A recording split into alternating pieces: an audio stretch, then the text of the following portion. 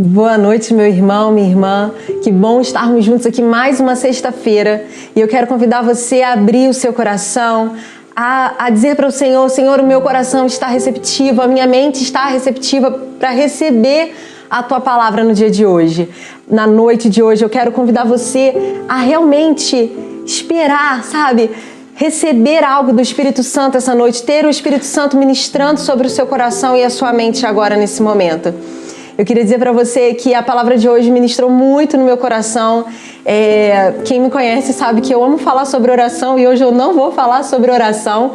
E eu falei: Deus, como é que eu vou falar sobre isso? Eu não sei como ministrar sobre isso aqui. E enquanto eu estudava essa palavra, o Senhor ministrou muito ao meu coração, de forma que eu acho que eu não conseguia me conter enquanto eu lia, enquanto eu meditava nessa palavra que o Espírito Santo liberou sobre o meu coração, e eu espero que Ele libere sobre o seu coração também.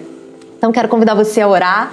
Onde você está aí, se tem mais alguém com você, dê a mão a essa pessoa. Vamos juntos pedir ao Senhor que Ele fale conosco essa noite.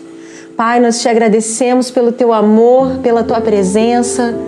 Nós te pedimos, ó Deus, que pela Tua misericórdia, pela Tua bondade, pela Tua fidelidade, o Teu amor, Teu Espírito possa ministrar aos nossos corações esta noite.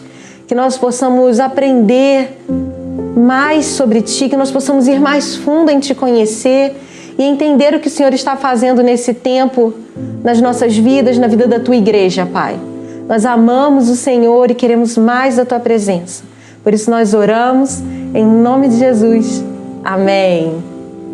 Bom, meu irmão, nós começamos uma série semana passada. Na verdade é uma nova série, mas que continua sobre os fundamentos da igreja, sobre o que é ser um discípulo. Então o Júnior falou semana passada sobre o que é um obreiro, que é um discípulo do Senhor. E hoje nós vamos falar um pouco sobre a formação desse discípulo e sobre o contexto em que os discípulos do Senhor vivem. E eu quero começar dizendo para você que o evangelho que nós pregamos, né? O Júnior falou semana passada sobre a importância de nós orarmos para que o Senhor mande mais trabalhadores, para que o Senhor mande mais obreiros, para que mais obreiros sejam formados, para que o evangelho do reino se expanda no mundo, né? Que nós possamos falar mais e mais do Senhor e que nós possamos ter essa ousadia de pedir ao Senhor que Ele mande mais pessoas, que Ele mande mais obreiros.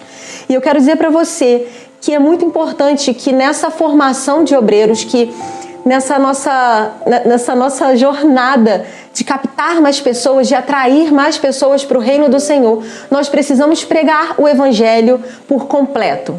O Evangelho ele é como uma semente e que precisa conter todos os elementos para a formação de um obreiro, para a formação de um discípulo.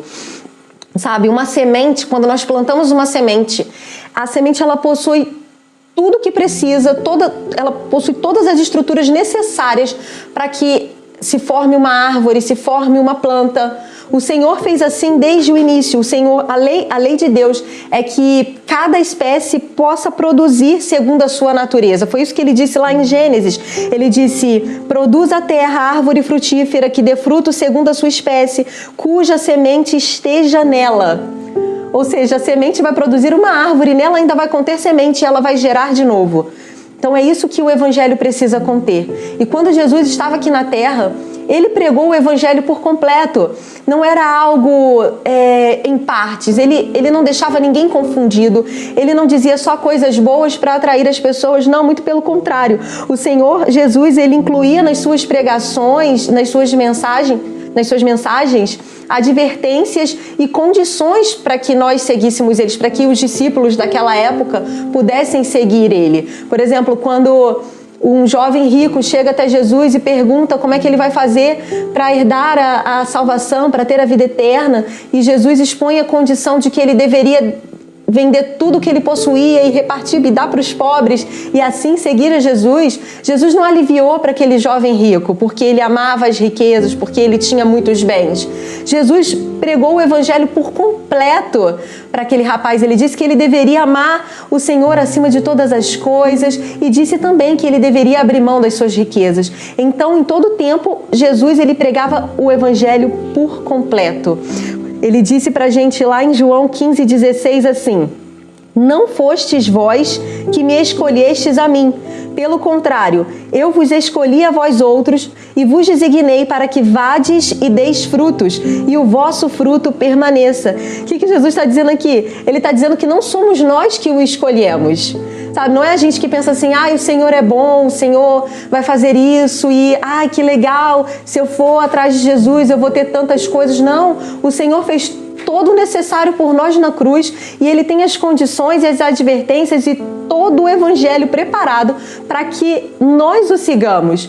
Ele nos escolheu e nós vamos o seguir. Ele nos escolheu e nos designou para que nós possamos ir e dar fruto.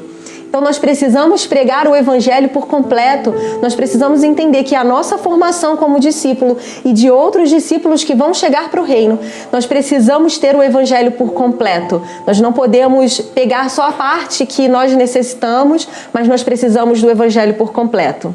E dentro desse contexto do Evangelho por completo, eu quero falar sobre o contexto em que nós vivemos como discípulos e qual é o contexto que os obreiros, que os discípulos precisam viver. É muito importante que a gente entenda que o meio que a gente vive molda quem nós somos, não é verdade? E uma preocupação que a igreja sempre teve, eu acho que é uma preocupação lá das comunidades mais antigas e a gente, na verdade, vê isso refletido hoje no que a gente vive, são com as pessoas que se batizam, os novos convertidos que se batizam.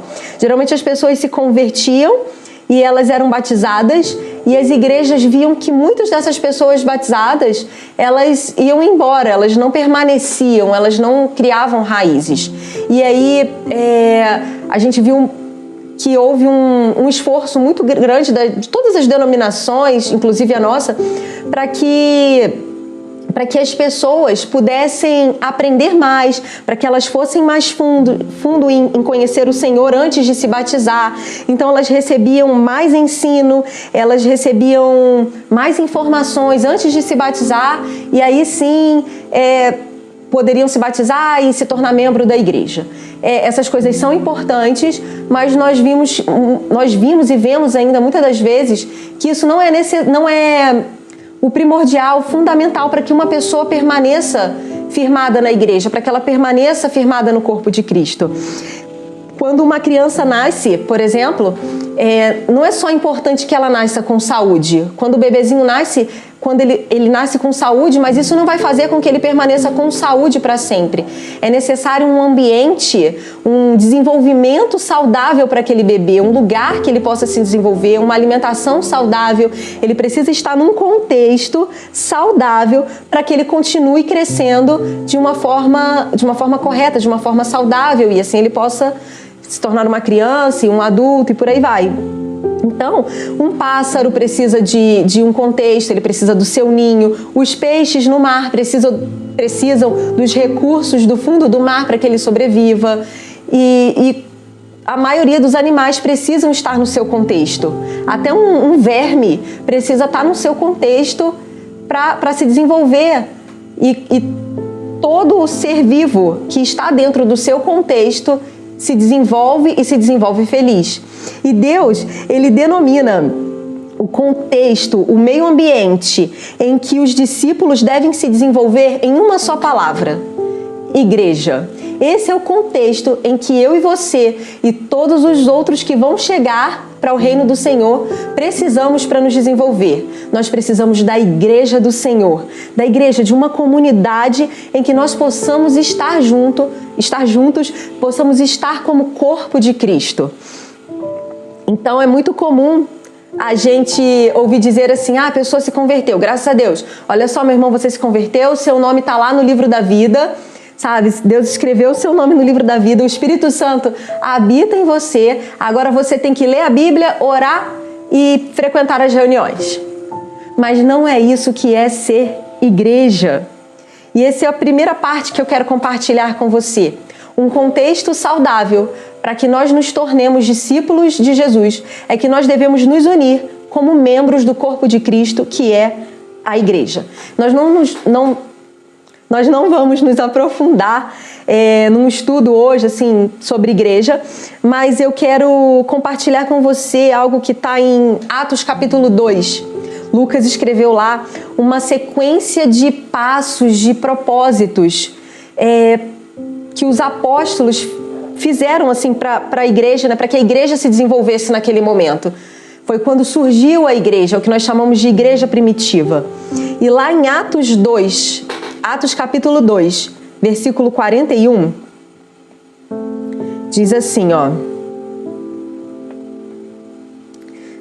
Aqui. Então, os que lhe aceitaram a palavra foram batizados, havendo um acréscimo naquele dia de quase 3.000 pessoas. E eu quero perguntar a você, ao que ou a que se agregaram aquelas 3.000 pessoas que receberam a palavra, que aceitaram a palavra? Eles se uniram aos 120 que estavam com os apóstolos. Eles se uniram, eles se juntaram àqueles que já tinham uma vida formada no Senhor. Então, esses 120, eles constituíram o contexto vivo e saudável para os 3 novos mil discípulos que estavam chegando. Eles não foram meramente convidados a ler a Bíblia, orar, assistir aos cultos e de vez em quando receber uma visita pastoral. Não, eles se uniram a um corpo vivo. O que os apóstolos pregavam, os 120 viviam e os 3.000 se uniram a essa vida e foram sendo incorporados a essa vida que os discípulos já tinham, que os apóstolos já tinham. E aí, se a gente for ler Atos 2, agora a partir do 42 até o 46, Atos 2, 42 ao 46, Lucas diz assim: e perseveraram na doutrina dos apóstolos e na comunhão, no partir do pão e nas orações. Em cada alma havia temor, e muitos prodígios e sinais eram feitos por intermédio dos apóstolos. Todos os que creram estavam juntos e tinham tudo em comum. Vendiam as suas propriedades e bens, distribuindo o produto entre todos, à medida que alguém tinha necessidade. Diariamente perseveravam unânimes no templo, partiam pão de casa em casa e tomavam as suas refeições com alegria e singeleza de coração. Se a gente ler também Atos 4, 32, diz assim: e era um coração e a alma da multidão dos que criam, e ninguém considerava exclusivamente sua nenhuma das coisas que possuía. Tudo, porém, lhes era comum. E essa foi a experiência da unidade que viveu a igreja primitiva. E eu acho esclarecedor. Eu creio que é muito importante que nós possamos voltar às origens, ver como funcionava a igreja primitiva, porque a igreja começou exatamente aqui em Atos capítulo 2, e o Senhor fez exatamente como Ele queria. E Deus, Ele não é um Deus que ensaia para depois ver se vai dar certo. Ele não pratica até ficar bom. Não, Ele nos deu exatamente o exemplo que Ele queria de igreja. E Ele queria que as pessoas fossem incorporadas ao que os discípulos tinham aprendido com Jesus, ao que os discípulos já tinham visto e presenciado na presença do Senhor Jesus. Então, quando aqueles 120 recebem os 3.000, eles vão exatamente compartilhar o que eles já viviam, eles vão servir de exemplo para aqueles 3.000 que chegaram.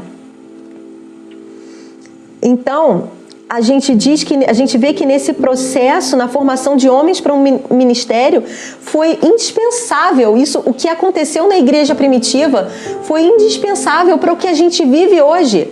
Se aquelas 3.000 pessoas não tivessem sido incorporadas ao jeito de viver dos apóstolos, daqueles 120, hoje nós não teríamos sido alcançados e nós não teríamos acesso a uma vida de igreja. E tudo que eles fizeram reflete hoje em nós. A gente pode pregar, a gente pode apresentar programas, cursos para os novos convertidos, para as pessoas que estão chegando, para os novos trabalhadores que o Senhor está mandando para nós.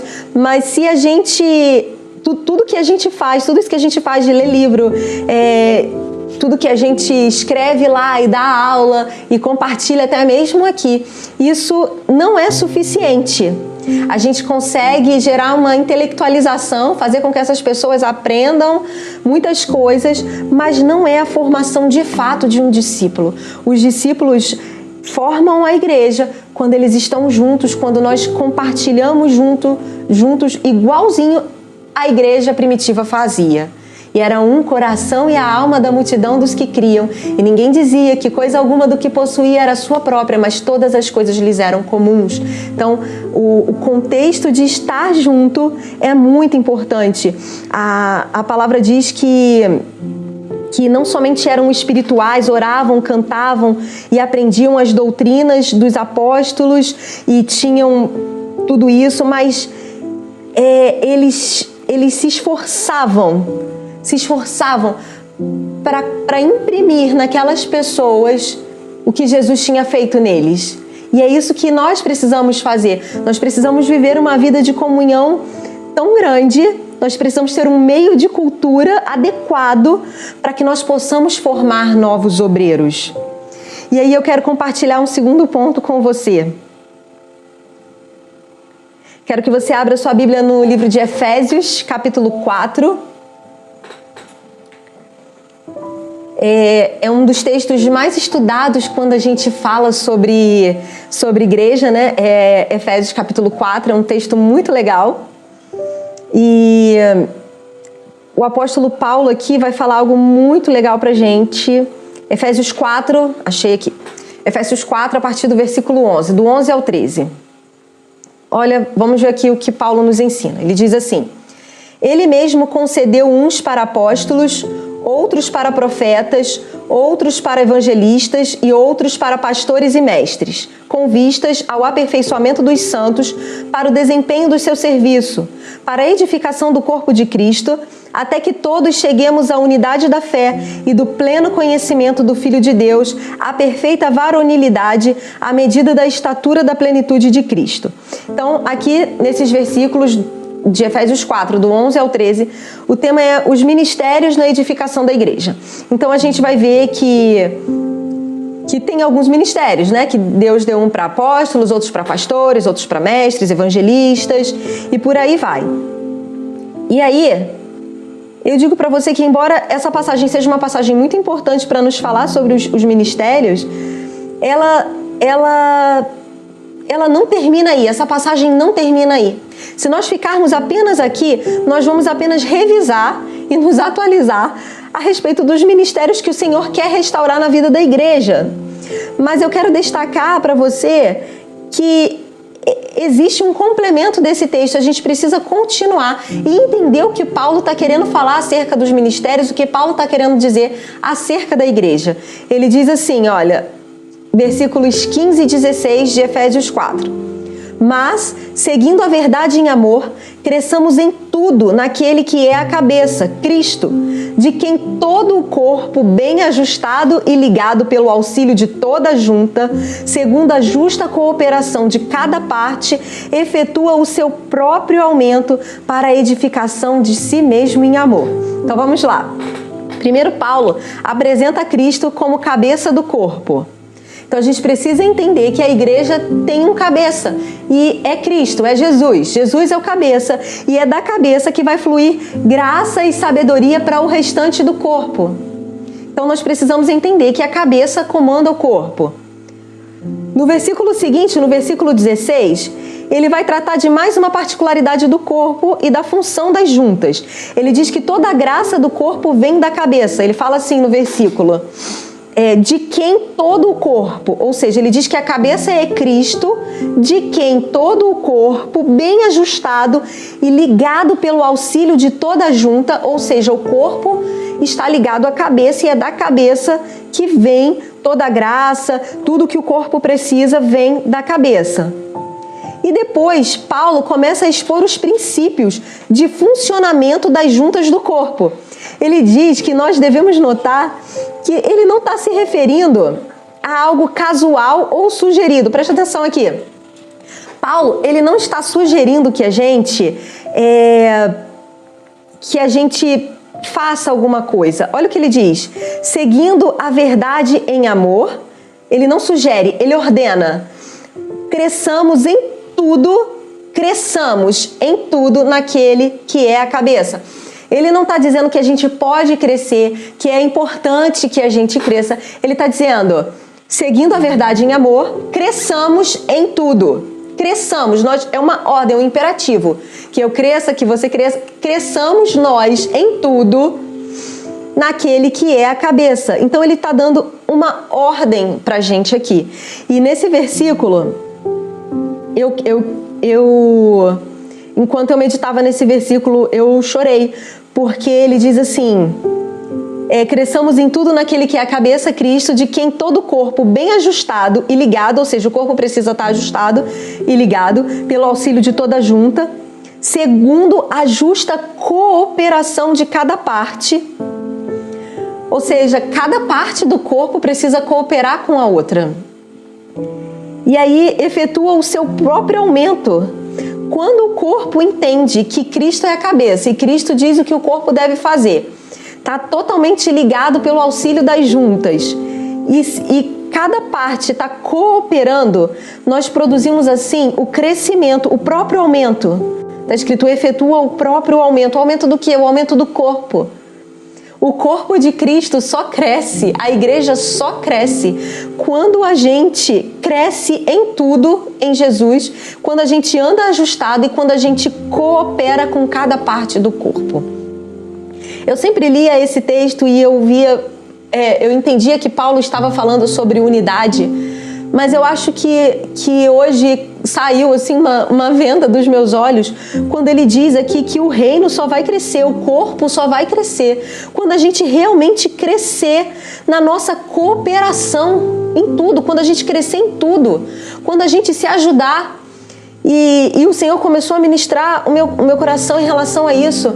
E eu quero falar isso, o Espírito Santo ministrou isso para mim, eu quero ministrar isso quero comunicar isso na vida da nossa comunidade aqui, e se você é de outra comunidade, que o Espírito Santo possa ministrar isso sobre o seu coração também, para que isso também seja útil para a comunidade que você faz parte, e que todos nós possamos ajustar isso como um único corpo.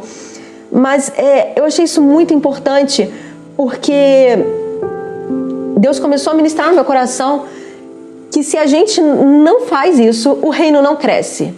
E muitas vezes nós oramos, nós jejuamos e nós pedimos, Senhor, manda mais obreiros, Senhor, manda mais pessoas para o Teu reino. Senhor, nós clamamos para que o Teu reino venha. Venha, Senhor, Pai nosso, que o Teu reino venha, seja feita a Tua vontade aqui na terra como ela é feita no céu.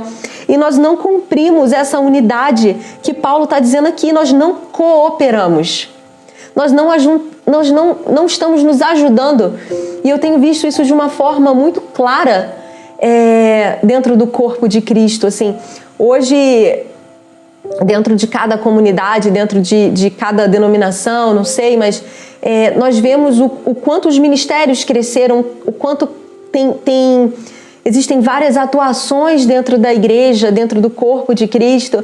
E o que eu tenho percebido é que está faltando essa cooperação para que o reino aumente, para que o corpo aumente. Sabe, você tem um ministério, eu tenho um. Se a gente não se ajudar, a gente não vai conseguir. Se a gente continuar separando o meu ministério do seu ministério, do ministério de um outro irmão, a gente não vai conseguir. A gente precisa entender que o corpo é um. Então nós não podemos simplesmente nos preocupar com a conferência que os jovens vão fazer, ou com o que as crianças vão fazer, com o almoço do pessoal da família, com o passeio dos adolescentes, ou com o trabalho pastoral, ou com a terceira idade. Nós não podemos simplesmente separar os departamentos. Essa separação, ela existe, esses segmentos existem, porque cada um é importante numa área, é mais útil em determinada área, mas nós não podemos simplesmente agir como se nós fôssemos separados, como se nós vivêssemos em corpos separados. Nós somos um único corpo. Então, se nós não nos juntamos, se nós não cooperamos uns com os outros, nós vamos apenas eu não sei a palavra, acho que é sectários, nós vamos apenas separar. Nós vamos separar tudo e nós não vamos cooperar, e nós não vamos ver nós não vamos ver essa palavra de Efésios se cumprindo. Ele diz aqui, olha, efetua o seu próprio aumento para a edificação de si mesmo em amor. Nós não vamos conseguir ver esse aumento, o próprio aumento, ou seja, o aumento do corpo, se nós continuarmos agindo como ministérios separados. Olha, eu sou do ministério da intercessão e do ministério de louvor, e eu sou do ministério e hoje é meu dia de ensaiar, e hoje é o meu dia de fazer determinada coisa. Sabe, nós não podemos simplesmente agir de forma separada, como se o outro não fosse parte do mesmo corpo que nós, ou que nós não fôssemos nós não fôssemos parte do mesmo corpo que o outro departamento, que o outro ministério. Isso não vai funcionar, isso não vai promover o aumento. Eu lembro que, eu não estou bem certa da data, se foi no último culto de 2021 ou se foi na campanha, nos 40 dias de oração que nós fizemos, mas eu lembro que no último batismo, o pastor falou sobre uma palavra que ele havia recebido sobre o batistério cheio. E eu falei, uau, é isso! Batistério cheio, vidas chegando para o Senhor Jesus, novos discípulos, novos obreiros. Que bom! Como foi bom ouvir aquela palavra. E nós fizemos 40 dias de oração e oramos para que a igreja fosse incendiada pelo Espírito Santo, para que houvesse arrependimento de pecados e para que a igreja viesse para cima e beleza, e tudo isso é bom, mas eu olho para isso e eu vejo que muitos de nós não estamos cooperando. E se nós não cooperarmos uns com os ministérios dos outros, com os departamentos dos nossos irmãos, nós não vamos ver o que Paulo está dizendo aqui. Nós só vamos ver muitos batismos e pessoas se consolidando no corpo se nós cumprirmos o que está escrito em Efésios. Em Efésios está dizendo: seguindo a verdade em amor, cresçamos em tudo naquele que é a cabeça, Cristo, de quem todo o corpo bem ajustado não tem para onde ir, e ligado pelo auxílio de toda junta, segundo a justa cooperação de cada parte. A cooperação, ela é justa. Nós precisamos ser justos ao cooperarmos com os nossos irmãos e não vermos só o lado do nosso ministério, o lado do nosso departamento, o que é interessante para que o nosso departamento dê certo. Se nós não fizermos isso, nós não vamos conseguir cumprir a outra parte do que Paulo está dizendo aqui. Ele diz que quando nós fazemos tudo isso, olha o que acontece. O corpo bem ajustado, ele efetua o seu próprio aumento. O corpo vai efetuar o aumento do próprio corpo quando ele anda bem ajustado com todas as partes do corpo. E aí isso também gera a edificação do corpo. O corpo vai mais fundo em conhecer o Senhor. O corpo começa a receber mais revelações sobre quem é o Senhor. Então eu me alegro muito com a palavra que foi liberada sobre a nossa comunidade especificamente. Eu creio que é uma palavra que é liberada sobre toda a igreja do Senhor no mundo inteiro, de que nós precisamos aumentar o corpo de Cristo, nós precisamos espalhar a mensagem do reino, o evangelho do reino. Mas se nós não cumprirmos o que Paulo está escrevendo aqui, nós não vamos ver esse aumento do reino, nós não vamos ver o corpo crescendo, nós não vamos ver a edificação do corpo, nós não vamos ter avivamento. Então, tudo isso que Paulo fala, todo esse conceito, todo esse contexto, ele fica muito mais claro quando a gente lê outras passagens de Paulo acerca da nossa vida de igreja. Ele diz assim, em Colossenses 3, se você quiser abrir aí, quiser acompanhar, Colossenses 3, do 12 ao 16. Ele diz assim: revesti-vos, pois, como eleitos de Deus, santos e amados, de ternos afetos de misericórdia, de bondade, de humildade, de mansidão, de longanimidade. Suportai-vos uns aos outros, perdoai-vos mutuamente. Habite ricamente em vós a palavra de Cristo. Instruí-vos e aconselhai-vos mutuamente em toda a sabedoria, louvando a Deus com salmos e hinos e cânticos espirituais com gratidão em vosso coração. Não é uma mera relação é uma relação de suporte e de compromisso entre 2 discípulos, entre 4 discípulos, entre todo o corpo de Cristo. Ele diz, olha, você precisa se revestir de ternos afetos de misericórdia, meu irmão. Ninguém tem afeto por uma coisa, nós temos afeto e misericórdia por pessoas que estão andando conosco, que estão próximas de nós. Nós temos bondade, humildade, mansidão, longanimidade, é o fruto do Espírito aqui. Ele diz que nós devemos nos suportar uns aos outros, nós devemos nos perdoar. Vai ter hora que você vai ser perdoado por alguém, vai ter hora que você vai ter que perdoar alguém. E isso faz parte do ajuste do corpo, da justa cooperação para que o corpo cresça. Ele diz, ó, instruí-vos e aconselhai-vos mutuamente um com o outro, em toda sabedoria.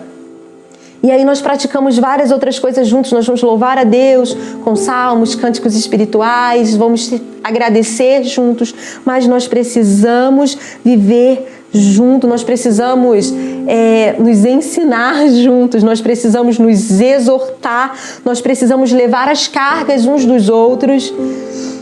E é claro que essa relação de amor que nós vamos ter uns com os outros é impossível sem a ação do Espírito Santo imprimindo em nós o caráter de Cristo. E é por isso que nós devemos estar juntos o máximo possível, para que o que o Senhor estiver imprimindo no meu coração eu possa passar para você, e o que o Senhor estiver imprimindo no seu coração você possa transmitir para mim e para outras pessoas. Então essa era a dimensão vivida pela igreja primitiva, foi o que formou a igreja em santidade e fez com que ela tivesse um só coração, uma só alma.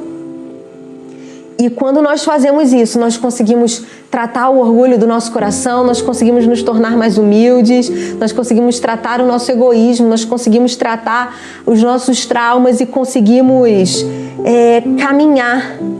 caminhar para o aumento do corpo de Cristo. Nós conseguimos caminhar para a expansão do Evangelho, do Reino. Isso faz com que a igreja seja transformada num corpo vivo, capaz de receber e abençoar todos aqueles que estão chegando. E eu quero convidar você agora a pensar sobre a vida de igreja que você tem vivido. Sobre quais são os seus contextos, quais são os seus conceitos sobre o contexto de igreja. O que você pensa sobre a nossa comunidade, sobre o corpo de Cristo? O que tem te impedido de ir mais profundo em abençoar o seu irmão e viver uma vida mais próxima dele, em viver uma vida mais íntima com o seu irmão, de aconselhá-lo e também de receber palavras dele?